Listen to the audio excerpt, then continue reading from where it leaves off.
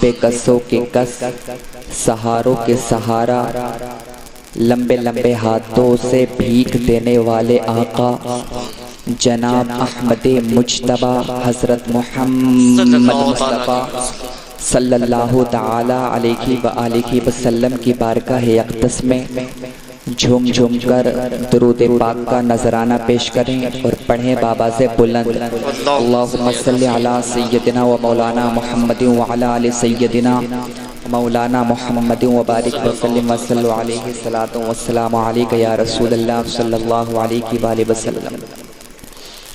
منبر رسول پر معزز شعراء اعظام اور اس مجلس میں آنے والے میرے بزرگوں اور دوستوں، نوجوان ساتھیوں، پردے سے سننے والی ماں اور بہنوں، سبھی کو السلام علیکم ورحمۃ اللہ وبرکاتہ۔ حضرات، آپ کافی دیر سے بہترین انداز میں نعت و منقبت سماعت کر رہے تھے، اپنے قلوب کو منور، مجلہ، مسکہ، مسنہ فرما رہے تھے۔ اللہ پاک کی بارگاہ میں دعا کرتا ہوں کہ آپ سب کو سننے سے زیادہ عمل کی توفیق عطا فرمائے۔ اور آج ہم سب لوگ یہاں پر نواسۂ رسول حضرت سیدنا امام حسین رضی اللہ تعالی عنہ کی بارگاہ اقدس میں خراج عقیدت پیش کرنے کے لیے ہم حاضر ہیں۔ اللہ رب العزت کی بارگاہ میں دعا کرتا ہوں کہ اللہ تعالی ہماری اس حاضری کو قبول عطا فرمائے۔ اور کمیٹی کے افراد نے بہت ہی زیادہ محنتیں کی ہیں، اللہ تعالیٰ ان کی محنتوں کو اپنی بارگاہ میں قبول عطا فرمائے اور ان کی ہر جائز مراد کو اللہ تعالیٰ پورا کرے۔ اور مجھے ہمارے عسکر بھائی نے بلایا، میں دعا کرتا ہوں کہ اس محفل کی برکت سے ہمارے عسکر بھائی کے گھر میں اللہ تعالیٰ رحمت کی بارش عطا فرمائے۔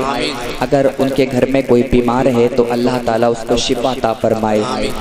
اور جتنی دیر بھی میں بولوں، اللہ رب العزت کی بارگاہ میں دعا کرتا ہوں کہ اللہ تعالیٰ مجھے حق بولنے کی توفیق عطا فرمائے اور آپ سب کو اس کو سن کر اس پر عمل کرنے کی توفیق عطا فرمائے۔ تو آپ لوگ سننے کے لیے تیار ہیں؟ محبت سے آپ میری گفتگو کو سننا۔ میں آج آپ کو کچھ میسج دینا چاہتا ہوں، بہت ہی ضروری میں گفتگو کرنا چاہتا ہوں، جسے سن کر آپ کل پرسوں تک نہیں بلکہ برسوں تک یاد رکھیں گے۔ اور انشاءاللہ تعالی اگر آپ اس پر عمل کریں گے تو میرا دعویٰ ہے آپ دنیا کے اندر بھی کامیاب ہو جائیں گے، آپ قبر میں بھی کامیاب ہو جائیں گے، آپ میدان محشر میں بھی کامیاب ہو جائیں گے۔ ایک مرتبہ اور رسول اور آل رسول کی بارگاہ میں درود پاک پڑھیں۔ اللہم صلی علیہ وسلم نحن عباد محمد صلی اللہ علیہ وآلہ وسلم صلاۃ و السلام علیک یا رسول اللہ صلی اللہ تعالی علیہ وآلہ وسلم۔ شاعر کہتا ہے کہ کس زبان سے ہو بیان مدح خان اہل بیت، کس زبان سے ہو بیان مدح خان اہل بیت، مدح گوئے مصطفیٰ ہے مدح خان اہل بیت۔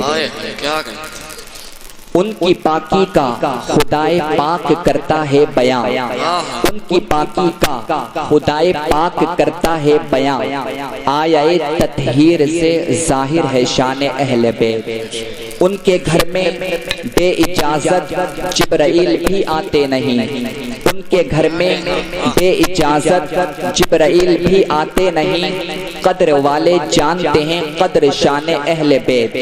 اور بے ادب گستاخ فرقے کو سنا دے اے حسن، بے ادب گستاخ فرقے کو سنا دے اے حسن، یوں کہا کرتے ہیں سنی داستان اہل بیت، یوں کہا کرتے ہیں سنی داستان اہل بیت، یوں کہا کرتے ہیں سنی داستان اہل بیت، یوں کہا کرتے ہیں سنی داستان اہل بیت۔ کیسے کہا کرتے ہیں کہ تیری نسل پاک میں ہے بچہ بچہ نور کا، تیری نسل پاک میں ہے بچہ بچہ نور کا، تو ہے عین نور تیرا سب گھرانہ نور کا، یوں کہا کرتے ہیں کیا بات رضا، کیا بات رضا اس چمنستان کرم کی، کیا بات رضا اس چمنستان کرم کی، زہرا ہے کلی جس میں حسین اور حسن پھول، یوں کہا کرتے ہیں سنی داستان اہل بیت۔ میرے آقا کریم صلی اللہ علیہ وآلہ وسلم کے پیارے دیوانوں، میرے ہر جملے کو آپ کیچ کرنے کی کوشش کرنا اور سمجھنے کی کوشش کرنا۔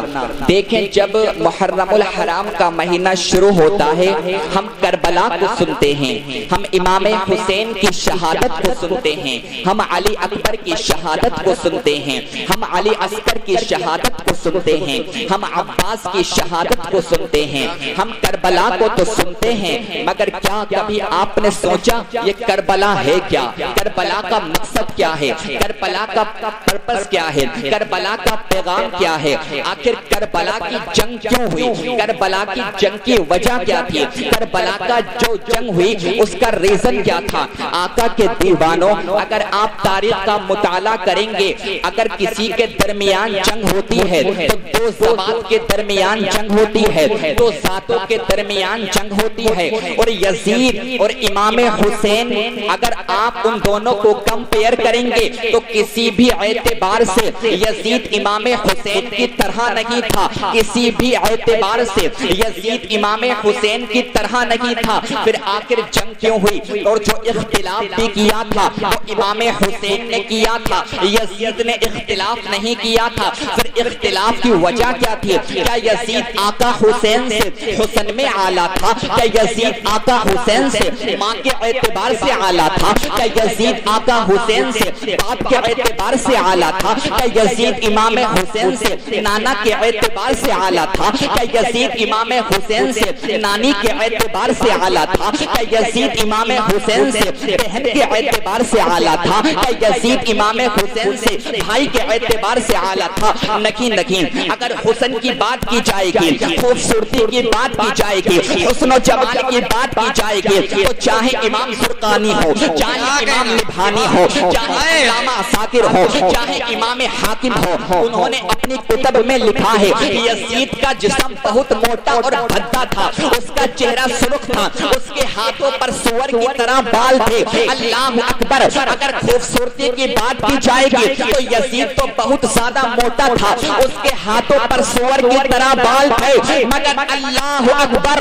میرا آقا حسین اتنا خوبصورت تھا، اتنا خوبصورت تھا، اتنا خوبصورت تھا کہ جب غیب کا نبی محمد عربی صلی اللہ علیہ وآلہ وسلم کا وصال ہو گیا، صحابہ داماد پیغمبر، فاتح خیبر، شیر خدا، علی کے مرتضی، مشکل کشا، حیدر کرار، صاحب شمشیر ذوالفقار کے دروازے پر آتے مولا علی پوچھتے صحابہ کیوں آئے ہو؟ آخر آنے کی وجہ کیا ہے؟ صحابہ کہتے ہیں علی مصطفیٰ کا تو وصال ہو گیا ہے اور مصطفیٰ کی یاد آ رہی ہے، حسین کو دیکھنے کے لیے آئے ہیں کیونکہ حسین کا چہرہ مصطفیٰ سے ملتا ہے، حسین مصطفیٰ کے مشابہ ہے۔ ارے یزید کو تو امام حسین کی خوبصورتی کا تصور بھی نہیں ہو سکتا، آقا حسین تو مصطفیٰ کے مشابہ تھے، آقا حسین کو تو مصطفیٰ سے مشابہت تھی، آقا حسین اتنے خوبصورت تھے، اتنے خوبصورت تھے، اتنے خوبصورت تھے کہ جہاں پر حسن کو بھی خیرات ملتی ہے، جہاں پر خوبصورتی بھی گھٹنے کے دیتی ہے، آقا حسین اتنا ہینسم تھے کہ چاند بھی شرما جاتا ہے، سورج بھی شرما جاتا ہے، ستارے بھی شرما جاتے ہیں، آقا حسین اتنے خوبصورت ہے، اتنے خوبصورت ہے کہ دنیا کے اندر کسی نے اپنا بیٹا آقا حسین سے زیادہ خوبصورت پیدا نہ کیا۔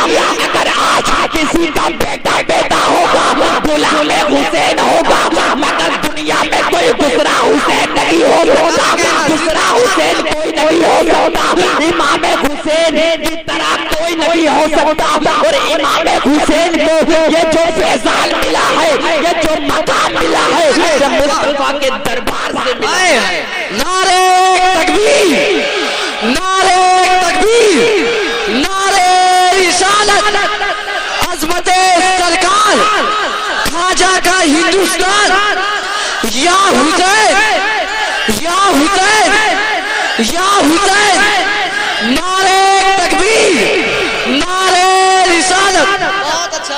کیونکہ مولا علی فرماتے ہیں اگر مصطفیٰ کے کوئی مشابہ تھے تو میرے بیٹے حسن حسین تھے، میرے بیٹے حسن حسین تھے۔ اگر سر سے لے کر سینے تک کوئی مصطفیٰ کے مشابہ تھا وہ حسن تھے، اور سینے سے لے کر پاؤں تک اگر کوئی مصطفیٰ کے مشابہ تھا تو وہ حسین تھے۔ تو یزید تو تصور بھی نہیں کر سکتا تھا کہ آقا حسین کتنے خوبصورت تھے۔ پھر اختلاف کیوں ہوا؟ پھر جنگ کیوں ہوئی؟ جنگ کی وجہ کیا تھی؟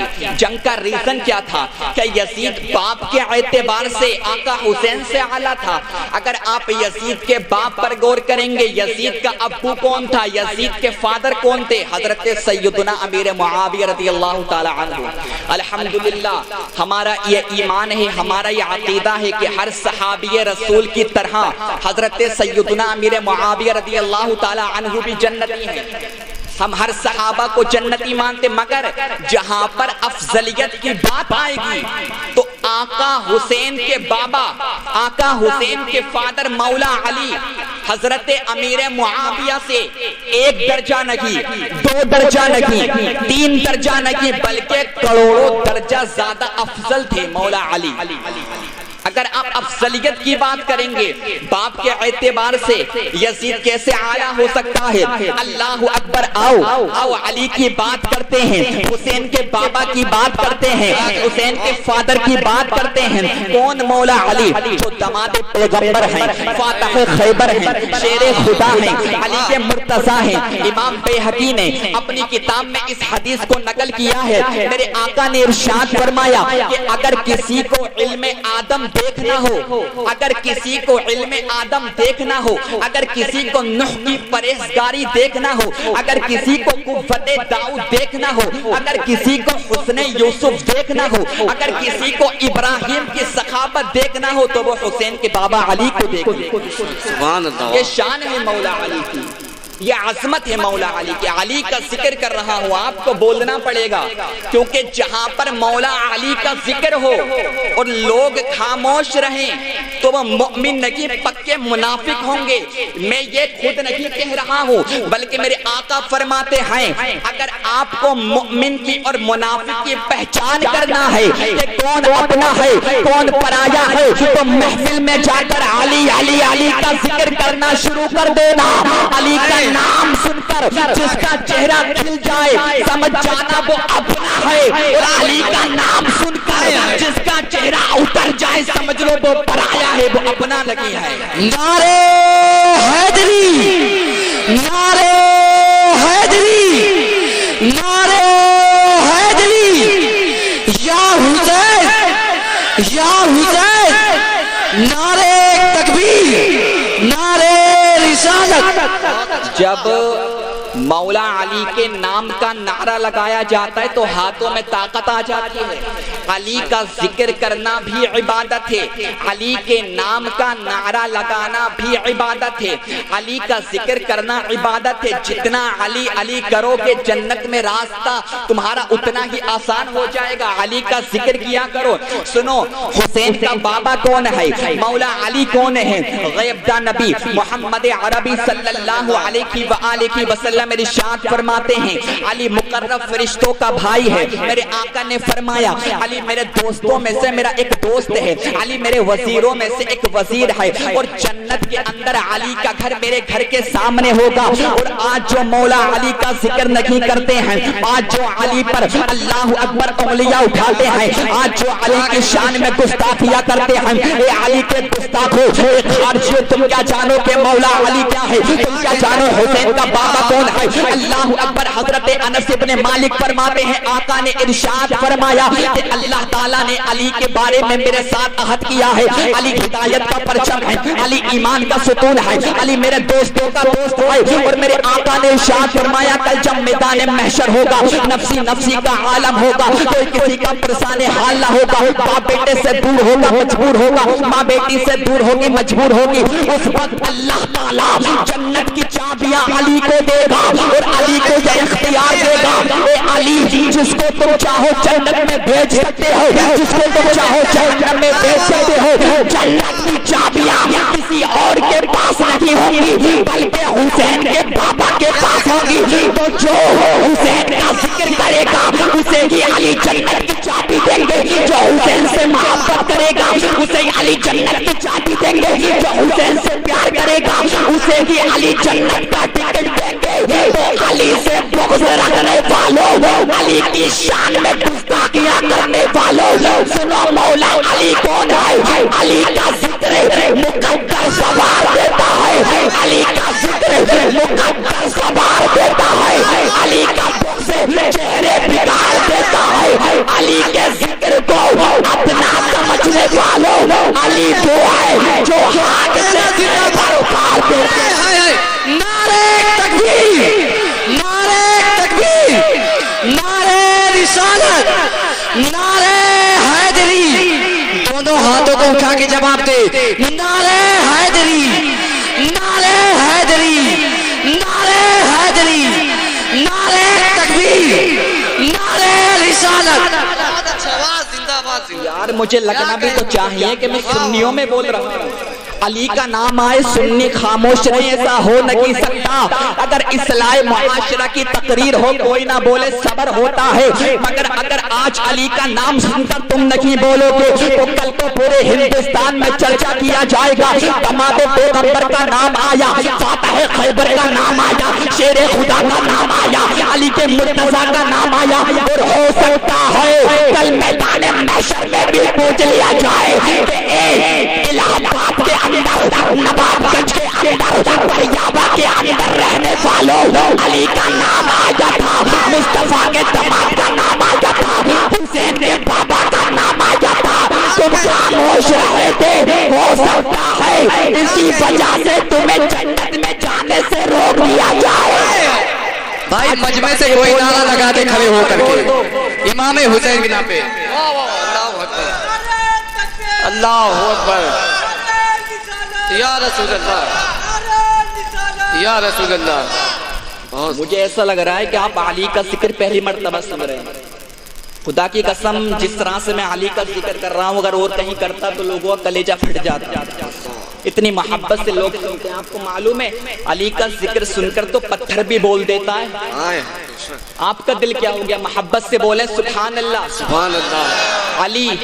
علی ہی آپ کو جنت میں لے کر جائیں گے. علی کا جتنا ذکر کرو گے اتنا آپ کے لیے فائدہ ہے. علی کی شان سنو. علی کون ہے؟ حسین کا بابا کون ہے؟ آقا کے دیوانوں, ان کا مرتبہ سنو. جب میرے آقا نے بھائی چارہ قائم کیا, فلاں کو فلاں کا بھائی بنایا صحابیوں میں سے کہ فلاں فلاں صحابی کا بھائی ہے, فلاں فلاں صحابی کا بھائی ہے, فلاں فلاں صحابی کا بھائی ہے.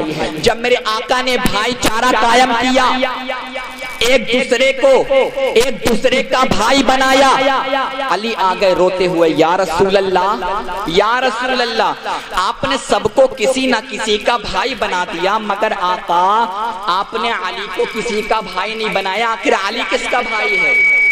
علی کا بھائی کون ہے؟ تو میرے آقا نے فرمایا انت اخی فی الدنیا والآخرہ, علی تو دنیا اور آخرت میں میرا بھائی ہے. جس کو مصطفیٰ نے اپنا بھائی بتایا ہو اس کو علی کہا جاتا ہے.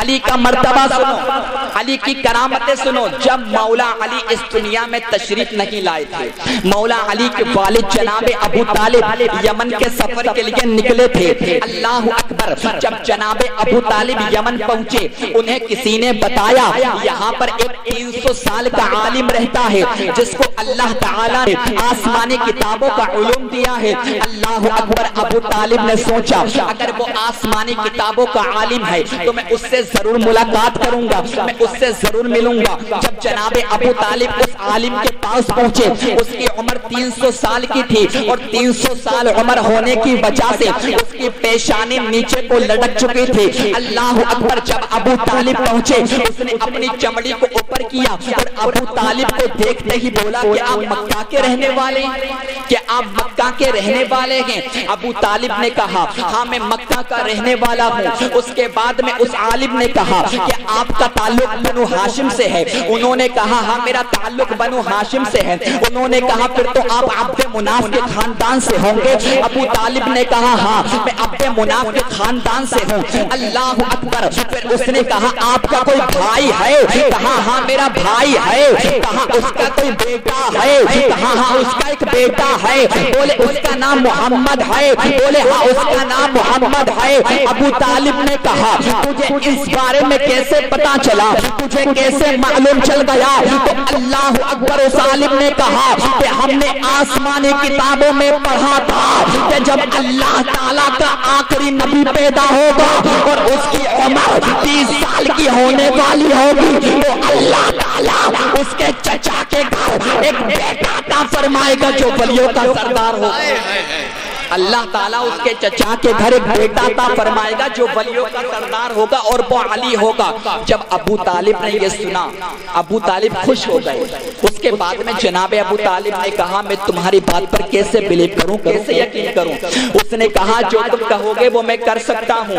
ابو طالب نے کہا یہ جو سامنے آپ کو انار کا درخت نظر آ رہا ہے یہ خشک ہو چکا ہے، آپ دعا کرو کہ اس پر تازہ انار آ جائیں، اس پر ہرے انار آ جائیں۔ اللہ اکبر۔ اس عالم نے دعا کی اور جیسے کی دعا کی اس پر تازہ انار بھی آ جاتے ہیں، جو خشک درخت تھا اس پر تازہ انار آ جاتے ہیں۔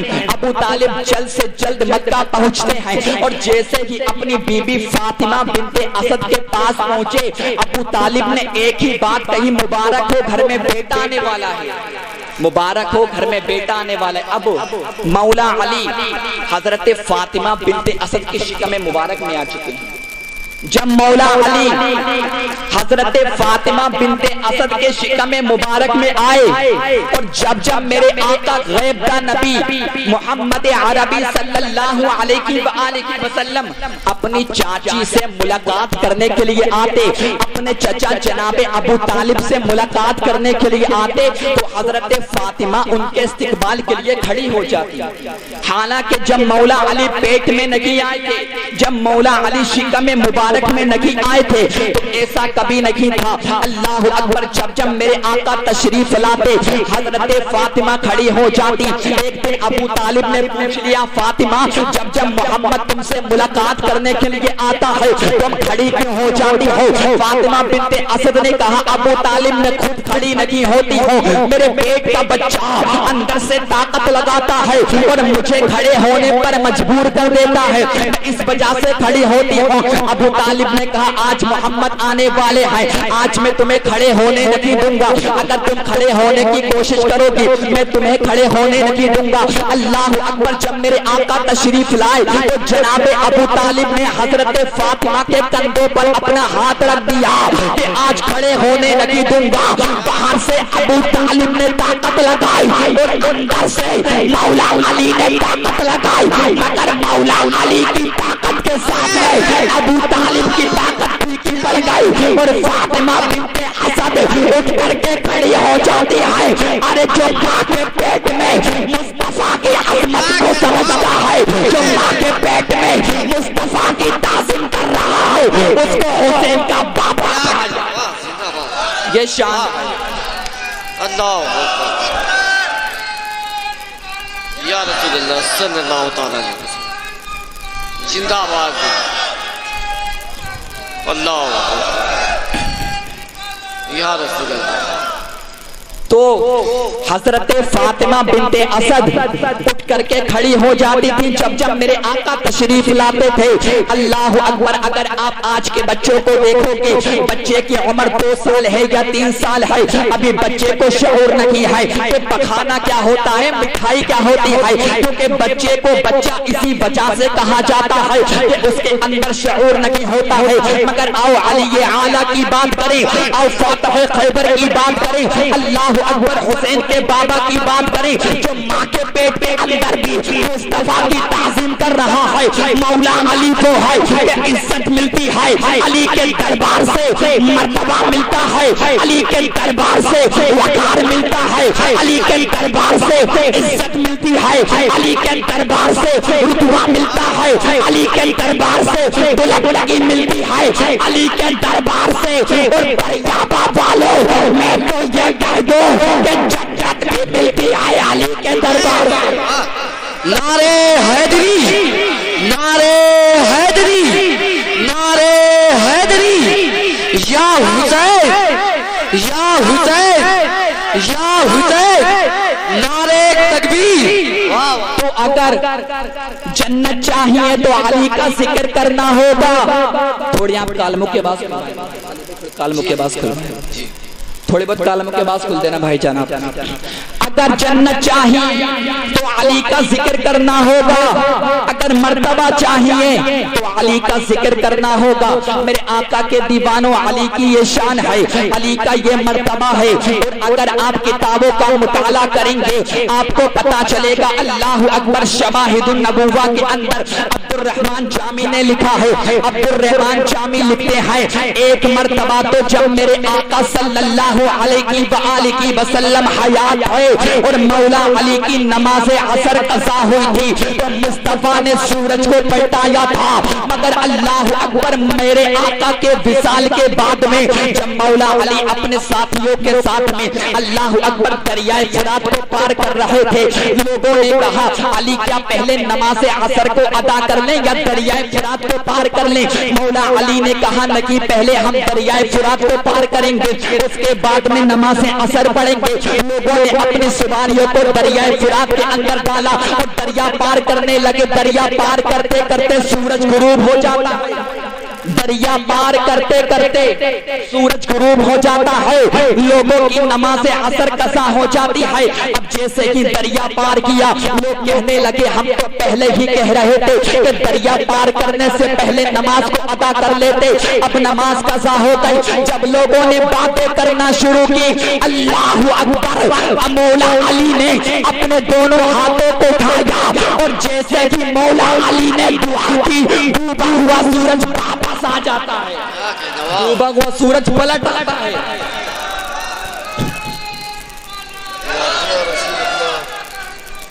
زندہ باد،